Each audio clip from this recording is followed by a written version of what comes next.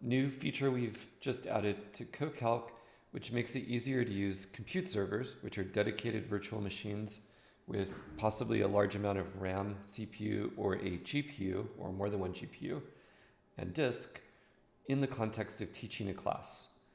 Basically, it makes it extremely easy if you have maybe a couple of dozen students and you would like them to all have their own dedicated GPU or their own dedicated server with lots of RAM or CPU for a particular amount of time per week and have it all charged to you, or you can also have them pay for it. And you can easily make it so that Jupyter Notebooks and other content by default appear on those servers. Just make the whole experience a lot easier. So in this video, I'll just give you a walkthrough of how this works. Okay, here we are on the CoCalc website. I will open my projects now that I'm logged in. And I'm going to open this project, CoCalc Dev, right here. Now, in this project, what I'm going to do is make a sample small course with some fake students. And I'm going to make a compute server. And then I'm going to make copies of compute servers for each of the students that are configured in the same way as my server, and then start them up and see how the students could use them. But most importantly, I'll show you a number of key new features we have that make it easier to manage the usage of these compute servers. Okay, so let me make a directory demo. Now in here, let's make a course. I'll just call it this. Scroll down here and click on Manage a Course. So course is just a file where you can manage students. And I'll make 3 fake students. wstein+1@gmail.com, wstein+2@gmail.com, wstein+3@gmail.com. And you can see these are all like kind of accounts I've made and messed around with in the past. A little concerned by the delete, but let's just go for it. So we have our 3 students. And now what we're going to do is create an assignment and then have an associated compute server. So first, let's make an assignment. We're going to put it in this demo directory. We'll just call it assignment 1. And then we'll do add assignment. There it is. And notice this link. This is a new button, compute server, which when we click on it, will allow us to select a compute server and then a clone of that compute server, not the actual data on the compute server, but the configuration of the server will get created for each of the students. So I'll show you how that works. First, let's make a new compute server specifically for this assignment. So let's just imagine this assignment. It involves a basic Jupyter notebook, call it notebook 1. And that notebook is running, it'll involve something with Sage. So you can use NB grader and all that other stuff, but let's just do something. Just type something in the notebook so we have some content.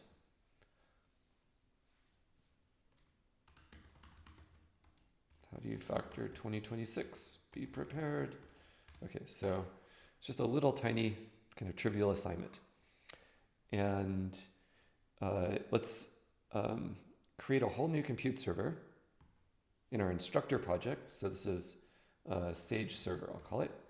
And it will use the SageMath image. And there's lots of configuration here. Let's allow collaborator control. This would happen automatically if you didn't do this, but what we're going to do is create the server and then the students are going to get copies of it. And it's important how we configure this so that the copies are configured the right way. So a key thing with how we configure our server is this, let me move out of the way, automatic shutdown and health checks.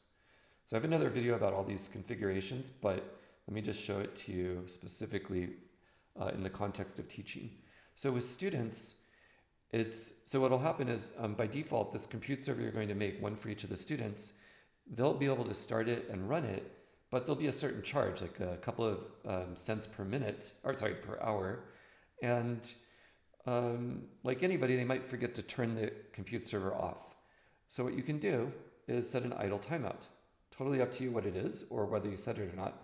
But if you set it, then when the student like closes their laptop or stops working, if they forget to explicitly turn off the compute server to stop the charge, it'll automatically turn off if it isn't actively used through the CoCalc UI for this amount of time. So let's configure that. Second, and you may not need this, but if you know for a fact the student shouldn't be using compute servers after 8 p.m. or something, you can set them to all automatically shut off after a given time.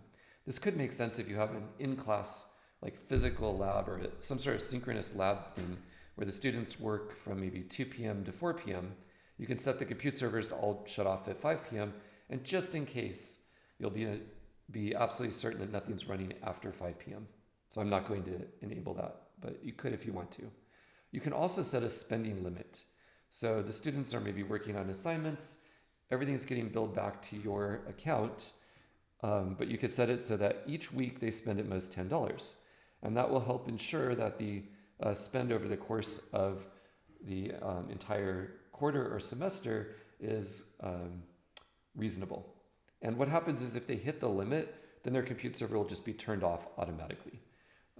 It's not deleted, the data on disk is saved. There's a little tiny charge for the data on disk, which could slightly exceed this, but this will really help keep things in control.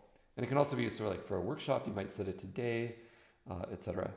You can also individually easily configure this after you've set up everything, so you might want to set it differently for yourself versus the students, but I'm just kind of setting an initial default. And health check's probably not so useful in the context of teaching.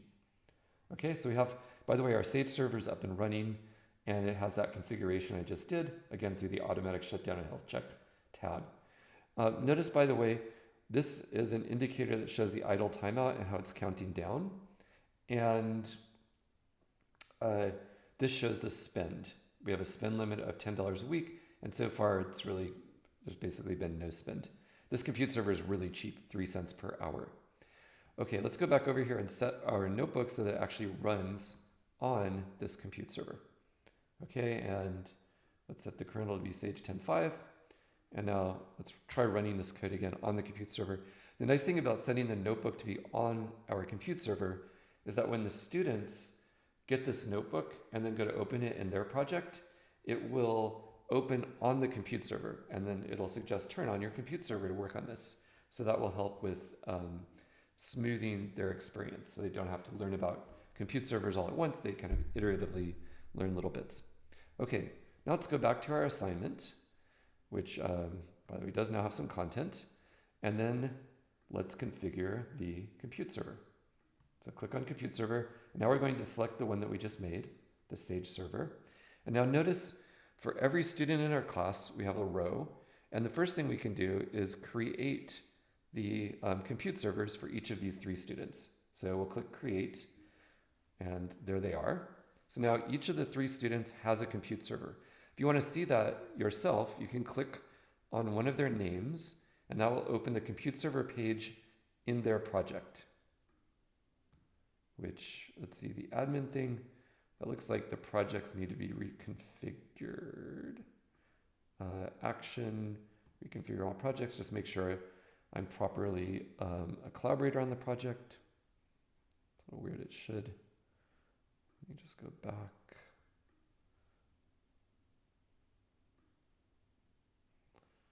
Well, anyways, you should see this without the admin project view. I'm a little puzzled by that. Because here I am. I'm clearly a collaborator. In any case, you click on the name, and then you see the compute server. And here it is. And it's not started. It doesn't cost anything yet, but it's there. The student now has that compute server.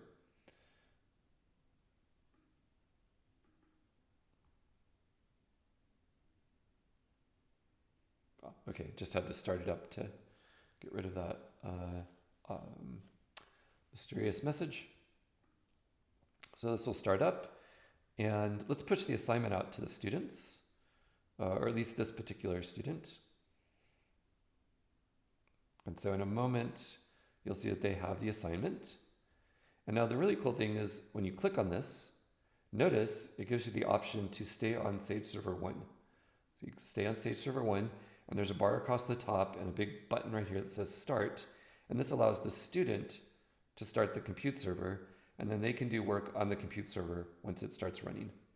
But the student doesn't have to pay for it. It's billed directly back to you. If you are in a context where you want all the students to be directly paying for their compute servers, right after you make the compute server, you can go over here and click on this transfer button or click check all and then click transfer. And what will happen is the compute server will get, its ownership will get transferred from you to the student. You should do that right at the beginning. It's not available after you start working with the compute server, because the moment you start it, it starts costing money, and transferring is a little tricky to do when it's actually costing money. So right now, this is something you would do before you start running the compute servers. In any case, you can see, by the way, in the compute server control panel, you can see the status of each server. So these two, nothing's happened with them yet.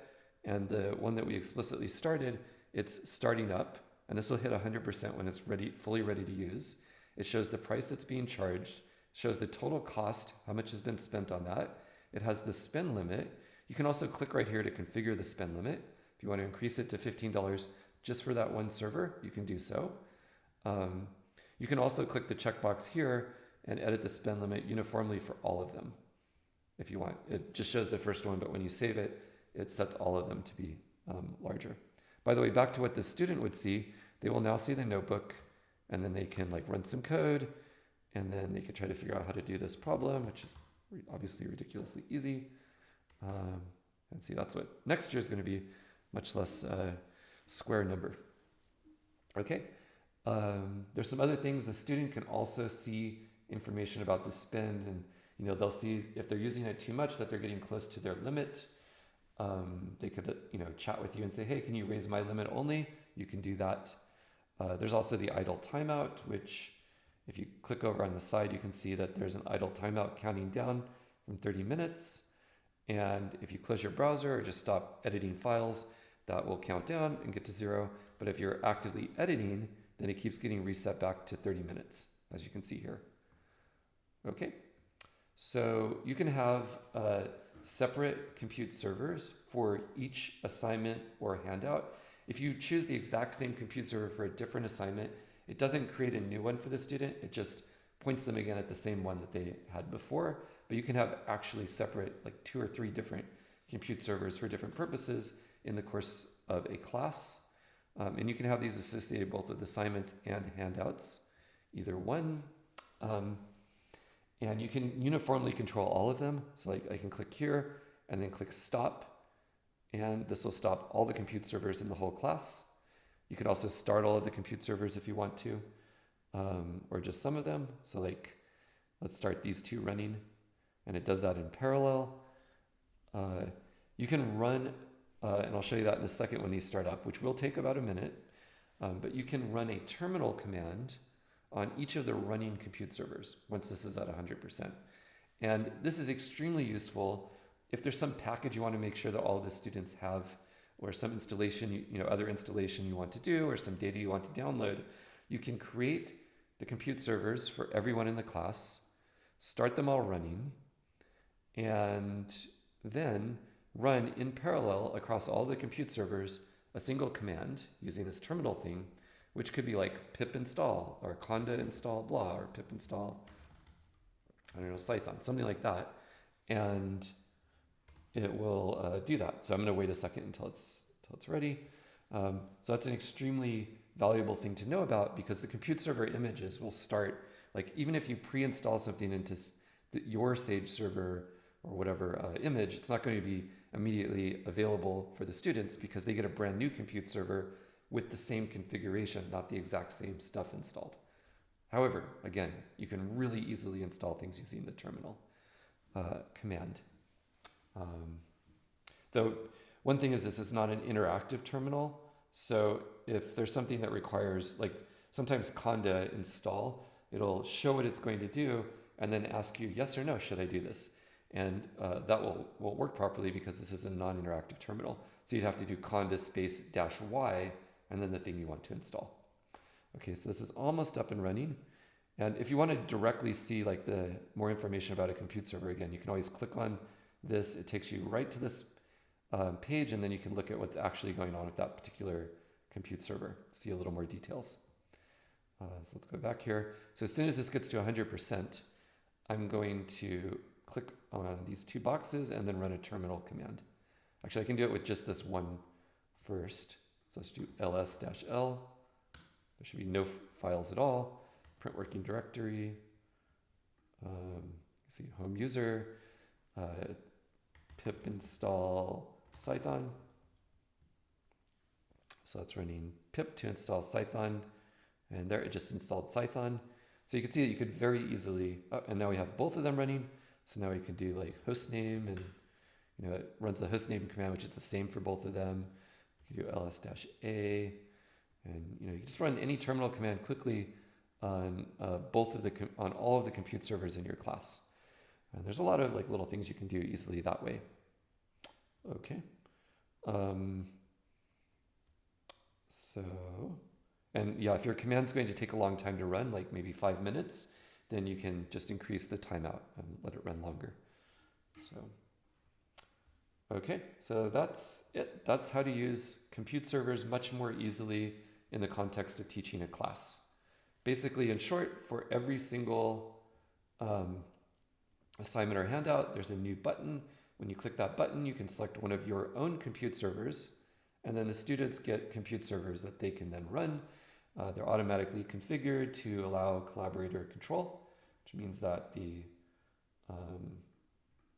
student will be able to start the compute server. And if there's any DNS involved, like if you configure DNS because you want them to use a web service like VS Code or JupyterLab directly on the compute server, it will make sure that each student has their own DNS domain name. So a lot of stuff is taken care of automatically for you. And it just makes it a lot easier. It would be extremely tedious to have to work with a compute server individually for each student in the class and like try to give them money or worry about how much money they're using. So here you just get like you can see exactly that they've each used 0.2 of a 0.002 cents so far, and you can limit things and have different limits for different students. It's all done, all ready to use. And like if you're completely done and there's no important data, click deprovision. That's what I'm doing, and it's going to completely delete and stop any charge for any of these compute servers. That's what that last step I just did does. So they're all being stopped. No need to leave that opened. And if I go over here, my own compute server, I don't need that anymore since it was just for this demo. So I'll delete that one as well. Boom. All right, thanks a lot. And if you want to learn more about the automatic shutdown options, there's another video about that. Okay, thanks, bye.